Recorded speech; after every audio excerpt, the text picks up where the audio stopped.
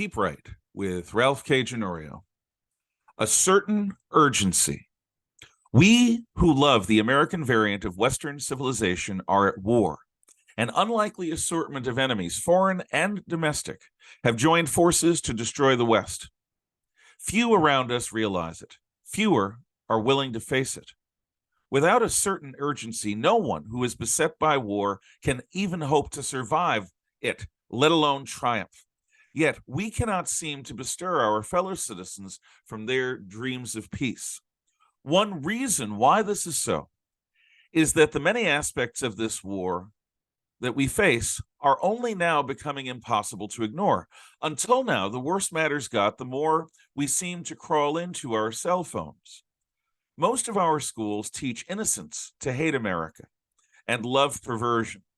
Inflation is destroying the buying power of our dollar. Global supply chains are failing. Food and fuel are becoming priced out of the reach of tens of millions of Americans. Anarchy is being stoked in regions governed by the left. Our border has become a welcome mat, inviting endless, unacculturated third world peasants to become future Democrat voters. When we need them most, our protectors in the police and the military are simultaneously befuddled by suicidal professional groupthink, obsession about not seeming to be too harsh, identity politics, and the cult of man-made climate change. Conventional wars now burn the Ukraine and Israel. The threat of war looms over Korea, India, and Taiwan. Red China, facing economic and social collapse, seems determined to take the rest of us down with it by sparking a new world war. Our own tools are waking up as artificial intelligences. Many cognoscenti seem willing and eager for this new technology to redefine us. They're embracing a technology that could unseat us as the dominant intelligence on Earth. Medical science has turned on the Hippocratic Oath, bringing harm to children with abortion, hormone blockers, and transsexual mutilation for pre-adolescent children. Discretionary cosmetic surgery is advertised to the wealthy, and euthanasia is touted as the solution to everything from old age to mental problems. Sex roles are confused, sexual identity is denied, families are shattered, and parents are marginalized. Any mention of God is now obscene, and most mainline churches are now either led by communists or fundamentalists. Young people have little hope of earning enough to get married, have kids, own a home, and have anything like a middle-class future. Manufacturing has fled overseas, and mechanization denies increasingly many people meaningful work. Anyone who champions Western traditions is deemed as being a hateful and phobic thought criminal. Counterculture has consumed culture. All of these stresses and countless more would in normal times inspire political and social action to correct these problems. Our ancestors would have come together to seize the reins of this proverbial runaway stagecoach and bring it under control. Why don't we? Many institutions which exist to unify us into more than the sum of our parts are instead being used to actively dismantle our society. All attempts to utilize the entertainment industry, big business, political parties, churches, civic groups, and the government to awaken our people and meet these threats are viciously suppressed. In the name of social and emotional learning, schools abandon acculturation. Diversity, equity, and inclusion policies render organizations that should be the very sinews of our strength into passive observers or active participation in our demise. Environmental, social, and governance cabals strip our society's institutional antibodies of even the desire to protect us from them. Instead, in a masochistic impulse to atone for our ancestors' sin of bringing the world into modernity, with the potential to end hunger and advance universal human rights, we in the West are being led to our own self-immolation. Our best and brightest have been brainwashed in our most elite universities to engineer and implement the end to America and of all Western civilization. We are betrayed from within into anarchic dissolution by the most privileged among us.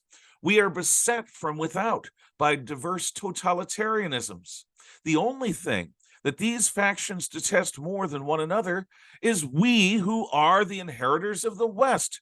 This hatred is what unifies intersectional feminists and Islamist fascists, Antifa and Putin, academe and medievalism.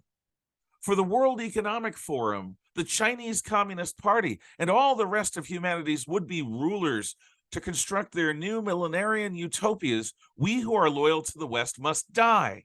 This is why we are already at war. We didn't choose this. We didn't want this. We're under attack. We have enemies at home and abroad who are actively working for our utter destruction. What sane American would want to acknowledge such a depressing reality? Much better for us to live as if we were still in the post-Cold War era, where history had ended and the good guys had won. Unfortunately, that moment has long passed. Once again, we everyday Americans will be faced with reality and forced to earn our ongoing freedom and survival through our deeds. Much preventable misery will have to be endured because too many of us have ignored our peril for too long. In our slumber, our many enemies have amassed a hideous strength. We cannot help but pay a terrible price for our distraction. These are the stakes, nothing less. The opposite of war is not peace, it is often surrender. Either we will fight for everything we hold dear, or we will be unmade. This urgency is why I am a proud, extreme MAGA Republican. It is why I cleave more fully to the Kootenai County Republican Central Committee than to the North Idaho Republicans. It is why I oppose all schemes to defraud voters of their franchise, such as ranked choice voting and open primaries. This is one reason why my Keep Right columns are more suited to the Kootenai Journal than they ever were to the Coeur d'Alene Press. This is why I wanted Jim Jordan as the United States Speaker of the House, and in their turns, Raul Labrador and Janet McGeehan to be Idaho's governors. This is why I support Donald Trump, or failing that, Ron DeSantis, for president. In times like these, we must exhibit a certain urgency. We must be brave enough to face evil and make a stand against it.